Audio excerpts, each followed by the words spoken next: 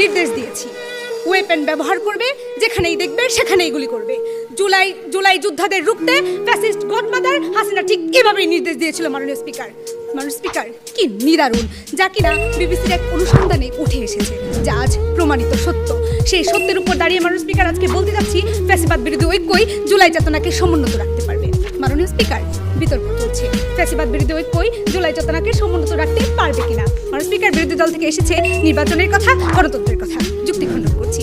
আপনি নির্বাচন গণতন্ত্র কি দিয়ে করবেন? আপনার যদি ঐক্য না থাকে আপনি কি করতে পারবেন? অর্থাৎ আপনাদের যুক্তির খণ্ডন শুনে আমার মনে হয়েছে যেই লাউ সেই কদু। আচ্ছা, আপনাদের দল থেকে এমন কোনো একটি প্রধান কারণও আসেনি যেটি দিয়ে আপনি জুলাই চেতনাকে সমুন্নত রাখতে পারবেন। অন্যদিকে আমরা দেখিয়েছি ফ্যাসিবাদ বিরোধী ঐক্য অর্থাৎ মাননীয় স্পিকার জুলাই চেতনা বা অ্যান্টি ফ্যাসিজম পরিপূরক, অর্থাৎ ফ্যাসিবাদ বিরোধী ঐক্যকে সমুন্নত রাখতে, জুলাই চেতনাকে সমুন্নত রাখতে ফ্যাসিবাদ বিরোধী ঐক্য মাননীয় স্পিকার প্রধান বা মূল হাতিয়ার। মাননীয় স্পিকার, স্যার গুলি করি মডেলটা বাকিতে যায় না স্যার। কি মাননীয় স্পিকার, কণ্ঠস্বরটি পরিচিত মনে হচ্ছে না? হ্যাঁ মাননীয় স্পিকার, ফ্যাসিস্ট ঠিক এভাবেই জুলাই যোদ্ধাদের উপর মাননীয় স্পিকার আক্রমণ করেছিল।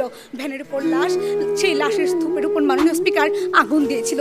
নৃশংসতার সব পর্যায়কে, সব মাত্রাকে সে ছাড়িয়ে গিয়েছিল। হ্যাঁ মাননীয় স্পিকার, আজকের এই মহান সংসদে আমরা ওই হায়নাদের বিরুদ্ধে ঐক্যবদ্ধ হতে চাই এবং মাননীয় স্পিকার আমরা এই জন্যই বারবার বলছি ঐক্যবদ্ধের কথা। আমরা যদি ঐক্যবদ্ধ না হই তাহলে মাননীয় স্পিকার জুলাই চেতনা সমুন্নত থাকবে না, তাহলে মাননীয় স্পিকার বাংলাদেশ থাকবে না, তাহলে মাননীয় স্পিকার আপনি আমি কোনোভাবেই ভালো থাকতে পারবো না।